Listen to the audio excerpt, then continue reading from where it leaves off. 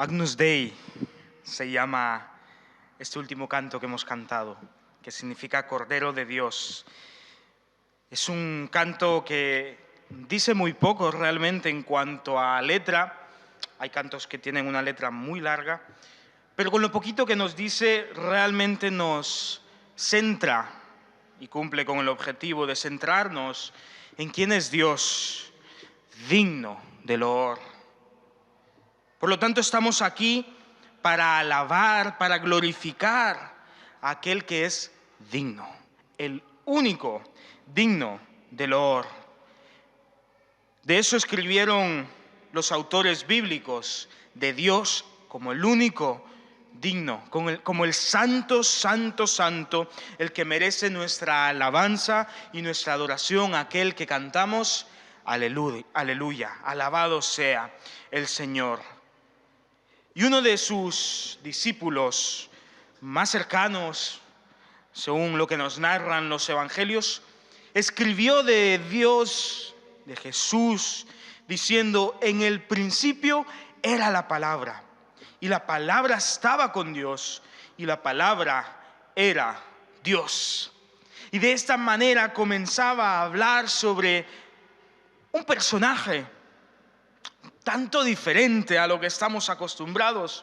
Nos recordaba también el principio de la Biblia. En el principio creó Dios los cielos y la tierra. Y ahora retoma esta idea y dice: en el principio era la palabra, y la palabra estaba con Dios, y la palabra era Dios.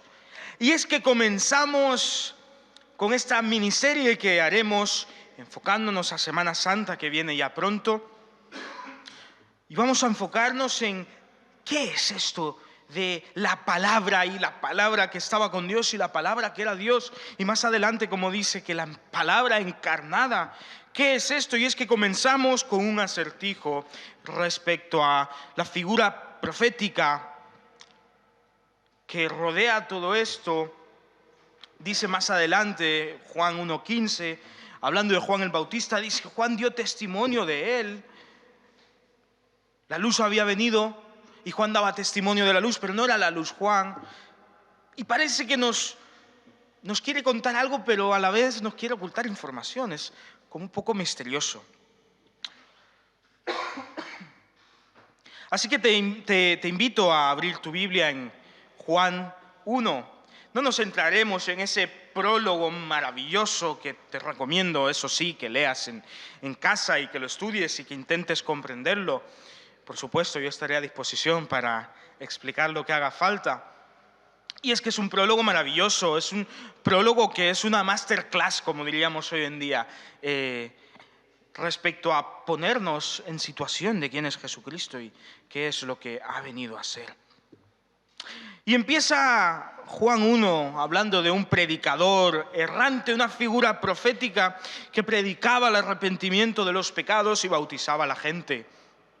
Poco más nos da a entender Juan al respecto de este otro personaje también llamado Juan. Y nos preguntamos, ¿quién podría ser este predicador? ¿Qué sería este inicio de una revolución esperada por muchos? ¿Y si realmente podría ser este el Mesías esperado por todo Israel? Nos hacemos varias preguntas al respecto. Y desde luego estamos intrigados, pero no somos los únicos, porque nos narrará y nos dirá que varios líderes religiosos también estaban intrigados con esta figura de Juan. ¿Quién era este Juan? ¿Y qué es lo que venía a predicar? ¿Qué es lo que venía a predicar? Y es que Juan era de todo menos normal.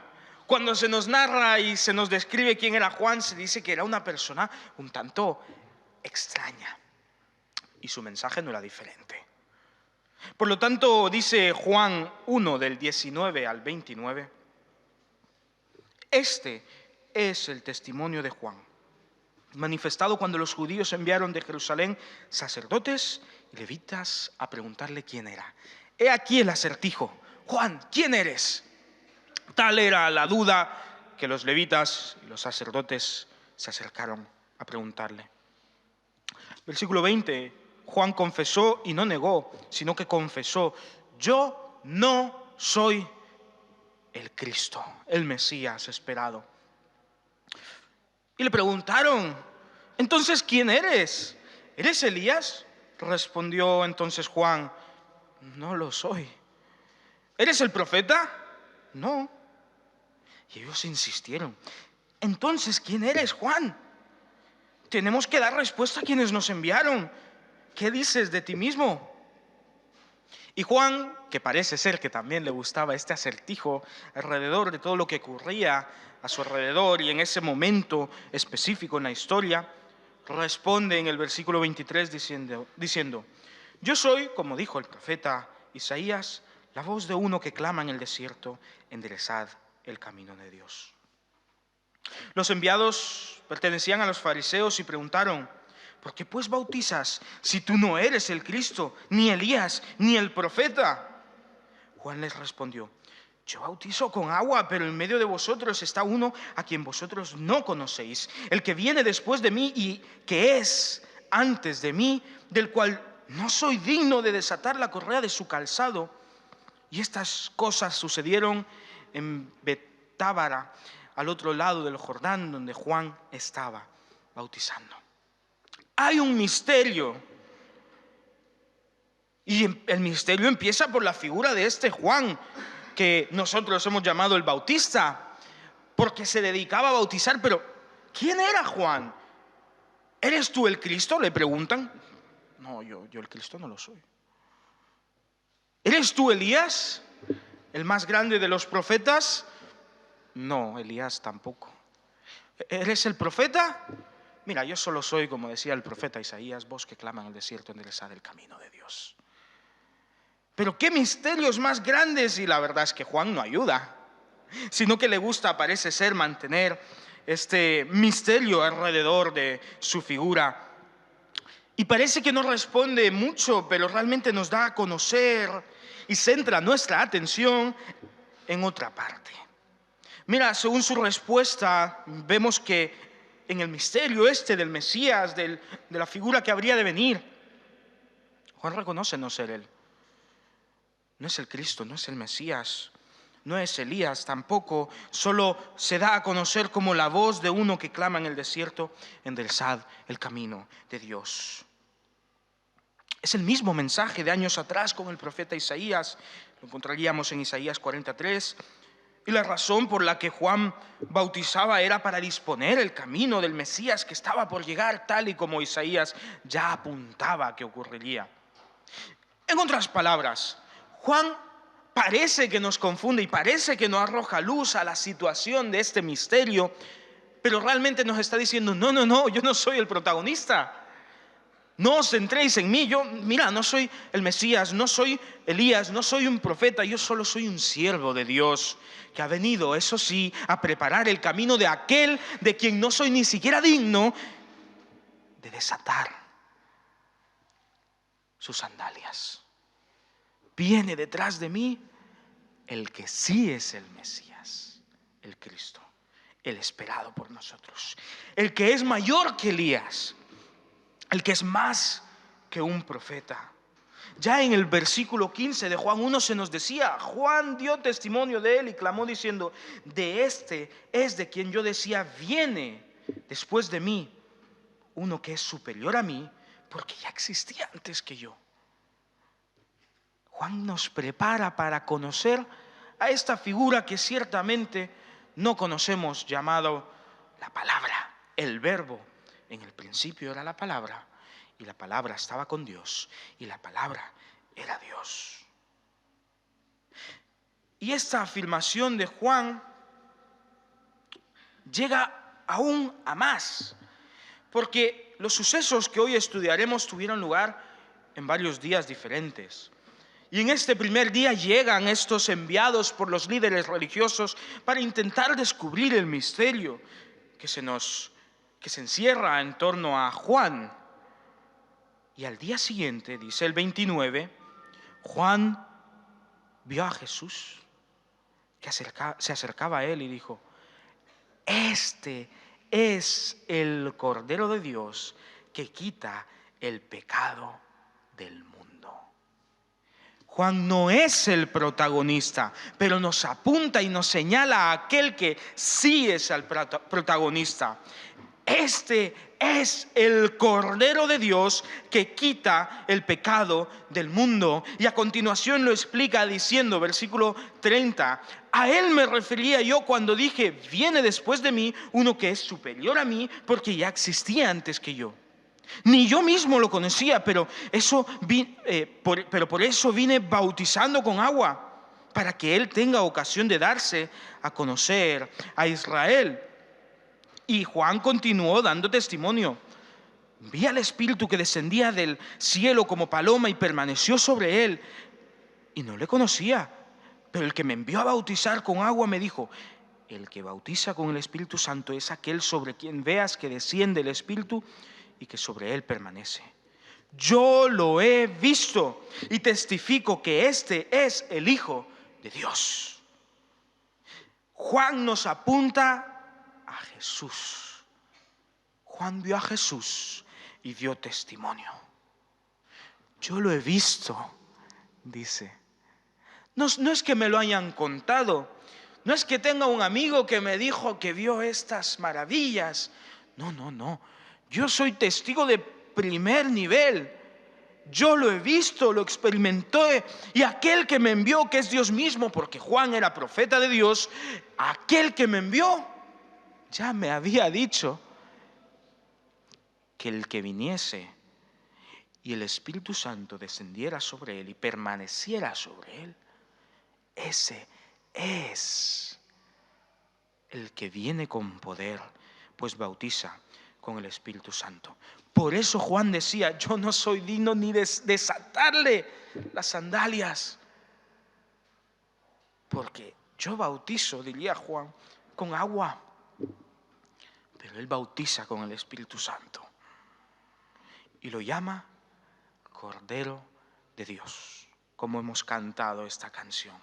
Agnus Dei, Cordero de Dios, aquel que es digno. Yo no soy digno, dice Juan, de desatar las sandalias, pero él es digno, aquel que merece alabanza, porque el Espíritu Santo está sobre él y él bautiza con el Espíritu Santo.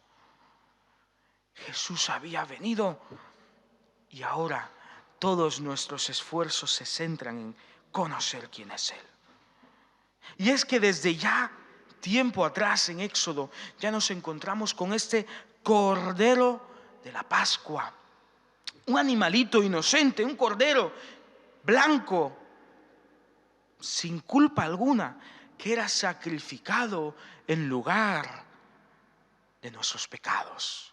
Y es que la Biblia es muy clara y desde el principio nos ha dicho que el pecado es sinónimo de muerte, porque la paga del pecado es muerte. Por lo tanto, déjame decirte que cada uno de nosotros estamos muertos en delitos y en pecados, pues todos hemos pecado. Y este corderito hacía de sustituto. Nosotros merecemos la muerte, pero este corderito, sin mancha y sin culpa, inocente, moría en nuestro lugar. Y ahora Juan apunta a esta imagen, pero no dice, he aquí el Cordero de la Pascua, que debía celebrarse cada año. Cuando sea Semana Santa sabrás que para los judíos es la Pascua, es la misma fecha. No, este es el Cordero de Dios que quita el pecado, no de unos pocos, no temporalmente, no, que quita el pecado del mundo. Él es digno, Él es grande, Él es la palabra, como dice Juan el Evangelista al principio. Él es mayor de lo que yo soy, como dice Juan el Bautista, porque Él es el Cordero del mundo, el Cordero de Dios que quita el pecado del mundo. Y mira lo que ocurre a continuación. Primer día, recordamos, lo que ocurre es que vienen estos a descubrir quién era Juan. Al siguiente día Juan ve a Jesús y dice, este es del cual yo hablaba. Versículo 35.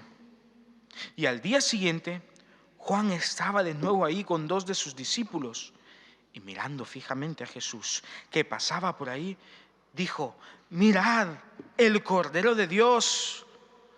Los 2 discípulos que lo oyeron siguieron a Jesús. Y volviéndose Jesús y ver que les seguía, les preguntó: ¿qué buscáis? Y ellos le dijeron: Rabí, que traducido significa maestro, ¿dónde vives? Y él les dijo: venid a verlo. Y ellos fueron y vieron dónde vivían y se quedaron con él aquel día, porque ya era como las 4 de la tarde. Tan impactante fue la afirmación de Juan que 2 de sus discípulos, que no se nos dice nombre, se nos dice más adelante de uno, que es Andrés, y el segundo discípulo, lo más seguro es que sea el mismo Juan que está escribiendo como testigo ocular de primer grado. Y entonces estos discípulos se asombran tanto por lo que Juan ha dicho, que tienen que seguir a este Jesús, el Cordero de Dios que quita el pecado del mundo, conforme a lo que decía Juan, su maestro. Y se acercan a él y parece que van con miedo. Van detrás de él, quizás incluso a distancia para que no lo vieran. Quizás con temor, quizás tanta era su duda, pero tanta era su vergüenza que, iban con reticencia. O quizás fueron tan evidentes que Jesús, lo que sí sabemos es que se volteó, los vio y les pregunta: ¿qué buscáis? ¿Qué buscáis? Podía haberles preguntado cualquier cosa, pero Jesús permite y les da un lugar y un espacio para que ellos se expresen y hablen realmente cuál es el motivo por el cual les siguen. ¿Qué buscáis? Y ellos le responden con respeto: Rabí, maestro. Pero no le responden qué es lo que buscan, sino que le dicen: ¿dónde vives? Y es que seguramente tenían tantas preguntas que directamente le dicen: vamos a sentarnos mejor. Y entonces Jesús les dice, y me encanta esta respuesta: venid a verlo. Ven y ve. Venid y ved. ¿Qué buscas? Seguramente tienes algo que estás buscando, un anhelo, una duda, una respuesta, una situación que necesitas de que cambie. Y Dios, así como le preguntó a ellos 2000 años atrás, nos pregunta: ¿qué buscas?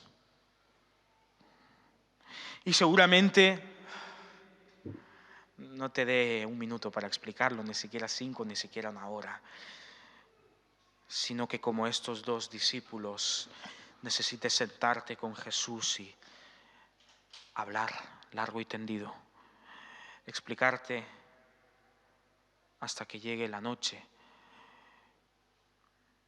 Ya eran las 4 y se quedaron pues ahí con Jesús, porque la respuesta, y esto sí te lo puedo afirmar, la respuesta cuando buscamos a Jesús, su respuesta es: ven y ve.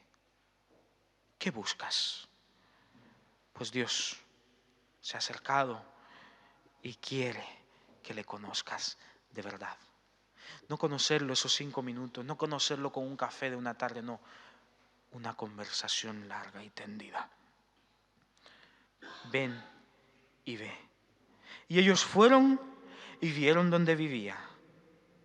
Y se quedaron con él aquel día, porque ya era como las 4 de la tarde.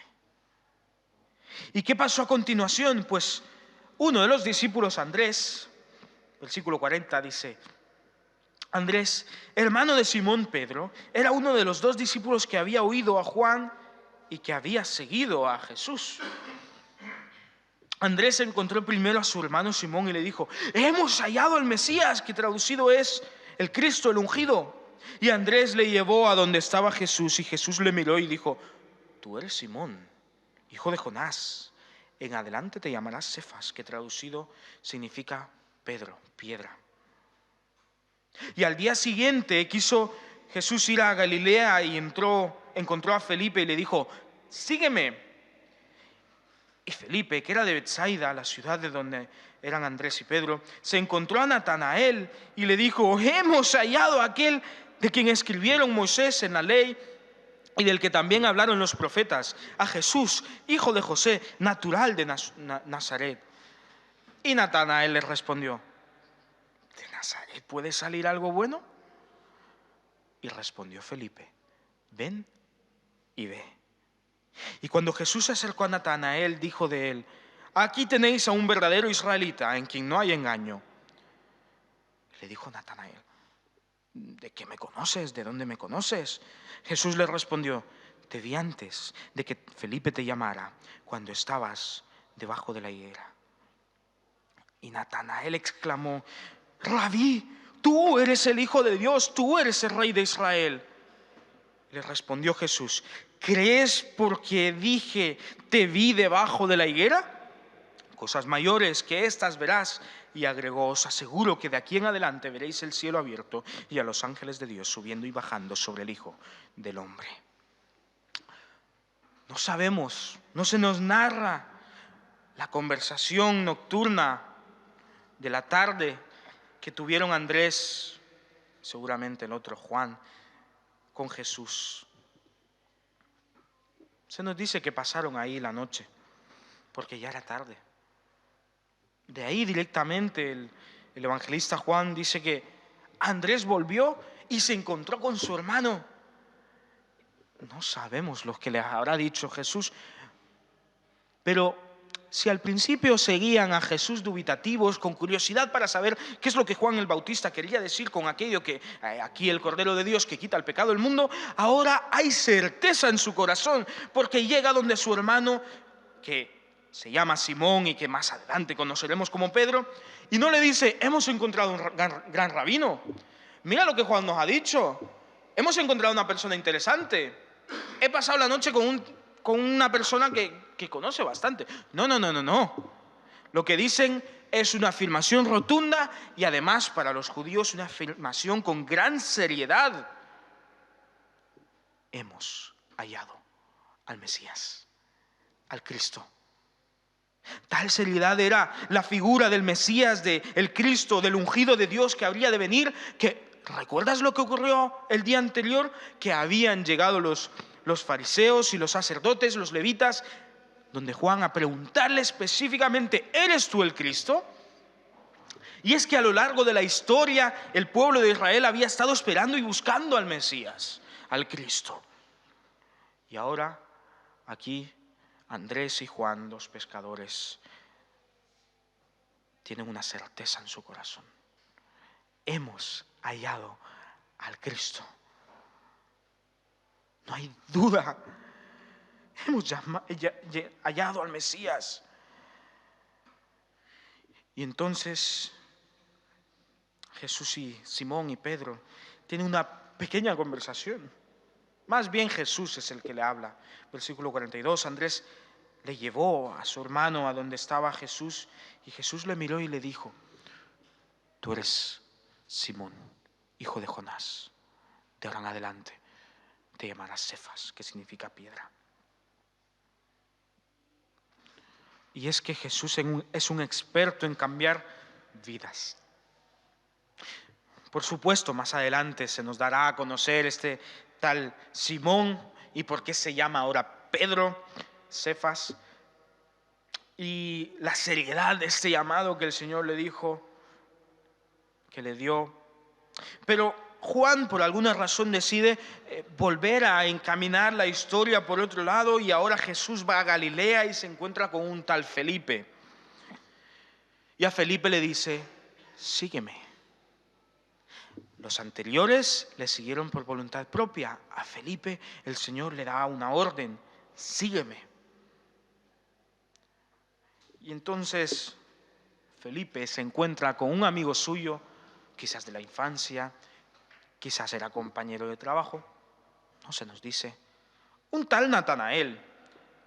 Y así como Andrés y Juan afirmaron ante Pedro, este otra vez hace una afirmación seria, pues le dice a Natanael: hemos hallado a aquel de quien escribieron Moisés en la ley y del que también hablaron los profetas. Y para que no te quepa duda de quién es, que sepas que es Jesús, hijo de José, natural de Nazaret. Pero Natanael era una persona quizás un poquito con prejuicios, un poquito pues que no entendía del todo a qué venía lo que Felipe le decía. Y le pregunta, ¿pero de Nazaret puede salir algo bueno?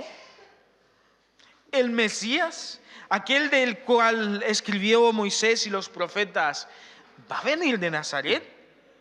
Y así como el Señor le dijo a estos discípulos de Juan el día anterior, así le dice Felipe a Natanael, ven y ve. ¿No me crees? Descúbrelo por ti mismo. Ven y ve. ¿No crees mi testimonio? Ven y conviértete tú en testigo de lo que yo digo. Y Natanael va con cierta reticencia, con cierto rechazo ante Jesús. Y cuando se encuentra con él, dice que Jesús le dijo, aquí tenéis un verdadero israelita en quien no hay engaño. Natanael se extraña y le pregunta, ¿de dónde me conoces? O sea, ¿cómo es que dices que soy un buen israelita? Jesús le contesta, antes de que Felipe te hablara, te llamara, cuando estabas debajo de la higuera, yo te vi. Natanael entonces, inmediatamente, olvidó aquello de Nazaret, olvidó aquellos quehaceres que seguramente ocupaban su mente, todo lo que antes existía para centrarse en lo importante, y afirma también diciendo, Rabí, tú eres el Hijo de Dios, tú eres el Rey de Israel. Cambios radicales. Juan el Bautista, aquella figura extraña, lejos de buscar su propia gloria, dice, mira, yo no soy ni el Mesías, ni Elías, ni el profeta que esperáis, yo solamente hago lo que Isaías decía en Isaías 43, voz que clama en el desierto, enderezar los caminos de Dios. Ya está. Yo, mira, es que el que viene detrás de mí, ese sí es poderoso, porque él bautiza con el Espíritu Santo, yo solo con agua. Es más, es tan poderoso que yo no soy digno de desatarle la correa de sus sandalias. Ese es el Cordero de Dios que quita el pecado del mundo. Tal fue el asombro de sus discípulos que 2 de ellos siguen a Jesús. Y en una tarde Jesús los transforma de pies a cabeza. De manera que se despiertan y van, y al primero que se encuentra, hemos hallado al Cristo, lo hemos encontrado, ya está aquí. Pedro se encuentra con él y en una conversación, tú eres Simón, hijo de Jonás, y ahora serás conocido como Cefas, que significa piedra, que también es conocido como Pedro. Ahora Felipe le dice, sígueme, Felipe le sigue, y de la nada también dice, hemos hallado aquel de quien escribió Moisés en la ley y que también los profetas dijeron. Y se llama Jesús, y es hijo de José, y es natural de Nazaret. Y ahora el último, Natanael, quizás el que parece que está con más rechazo ante esta figura de Jesús, de la nada, él le dice, yo te vi cuando estabas en la higuera. Y acto seguido dice, y tú eres el Hijo de Dios, tú eres el Rey de Israel. Es que el Señor transforma profundamente nuestras vidas. Es que el Señor ha venido a traer cambio, ha venido a traer transformación. Es que no podemos encontrarnos con Dios y seguir siendo los mismos. No puede ser, porque en el principio era la palabra, y la palabra estaba con Dios, y la palabra era Dios. Y estaba en el principio junto a Dios, y todas las cosas fueron hechas por medio de la palabra, y sin ella nada de lo que ha sido hecho fue hecho, y en ella estaba la vida, y la vida era la luz de la humanidad. La luz resplandece en las tinieblas, y las tinieblas no la dominan, y la luz verdadera, la que ilumina toda la humanidad, venía al mundo, y la palabra estaba en el mundo, y el mundo fue hecho por medio de ella, pero el mundo no la conoció. Vino a lo suyo, pero los suyos no lo recibieron. Mas a todos los que la recibieron, a quienes creen en su nombre, les dio potestad de ser hechos hijos de Dios. Hijos no engendrados de sangre, ni por voluntad de carne, ni por voluntad de varón, sino hijos de Dios. Y la palabra se encarnó y habitó entre nosotros y vimos su gloria y la gloria que le corresponde como Hijo único del Padre, lleno de gracia y de verdad. Y Juan dio testimonio. Y Andrés dio testimonio. Y Juan el Evangelista dio testimonio. Y Felipe también dio testimonio. Y Pedro más adelante dará testimonio. Y ahora Natanael da testimonio. Y todas estas figuras coinciden diciendo: el Mesías está aquí. La espera ha terminado. Y trae cambios profundos. Los profetas no nos mintieron. La ley es verdad. Pero lo que no esperábamos, lo que nadie esperaba, era que la palabra, que es Jesucristo, que es el Mesías, fuese Dios. Y la palabra se encarnó. Dios se hizo hombre. Hemos hallado al Cristo. ¿No me crees? ¿No crees a los testigos que se nos presentan aquí? Pues entonces déjame repetir las palabras del Señor que le dijo a Andrés y a Juan. Déjame repetirte las palabras que le dijo Andrés a su hermano Pedro. Déjame repetirte las palabras que le dijo Felipe a Natanael. Ven y ve. ¿No me crees? Ven y ve. Descúbrelo por ti mismo. ¿No nos crees? Está bien, pero ven y ve. Es que hemos encontrado al Mesías, al Cordero de Dios que quita el pecado del mundo. Hemos encontrado a aquel del cual toda la Biblia habla. Hemos encontrado a aquel que por años esperamos. Y desde el momento que nos vimos cara a cara, todo ha cambiado. No somos los mismos. ¿No me crees? Ven y ve. Te invito a conocerle de verdad. Pero te advierto, no serás el mismo. Tu vida no será igual. Y no es una advertencia hacia mal, sino una advertencia hacia bien. Ven y ve. Descubre quién es este a quien tantos lo esperaban y cuyo misterio ocupó a tantos durante tanto tiempo. Si no conoces a Dios aún, ¿a qué esperas?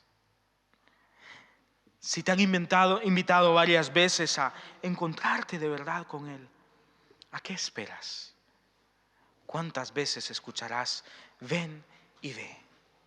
Camina hacia Él, muévete, encuéntrate con Él. Y verás cuán maravilloso es lo que el evangelista Juan nos narra en este primer capítulo del evangelio que lleva su nombre. Estaré al final por si quieres seguir hablando al respecto. Y no dudes, Dios te está esperando. Él quiere encontrarse contigo y los cambios que quiere hacer en tu vida son para bien y son para vida eterna. Padre Santo, gracias, oh Señor, porque el misterio del Cristo ha sido revelado en Jesús. Gracias, Señor, porque tú eres el Cordero de Dios que quita el pecado del mundo. Gracias, Padre, porque tú eres el cumplimiento de la ley de Moisés y de los profetas, oh Señor. Gracias, Padre, porque tú nos ves y nos transformas. Porque tú no eres un Dios lejano, sino que cuando nos acercamos, como hicieron aquellos discípulos, y nos preguntas: ¿qué buscas? Y no sabemos ni siquiera por dónde empezar, porque a veces no sabemos ni lo que estamos buscando, ni siquiera en nuestra mente tiene sentido lo que sentimos, lo que queremos, lo que anhelamos. Tú nos dices, ven conmigo. Hablemos, sentémonos. El Dios creador de todo nos invita a estar a su lado, a charlar tranquilamente como dos amigos que se conocen desde la infancia.